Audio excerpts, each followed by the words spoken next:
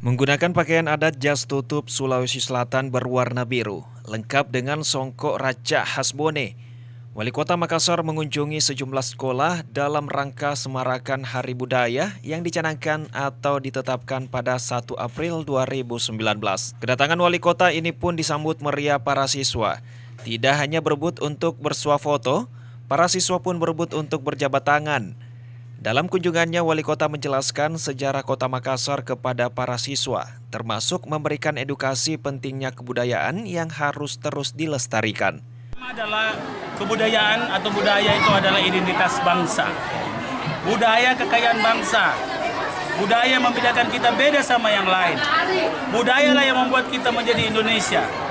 Maka hari ini, Hari Kebudayaan Kota Makassar, kita ingin menanamkan, mengenali, jadi bertemu kenali untuk anak-anak kita, untuk budayanya semua.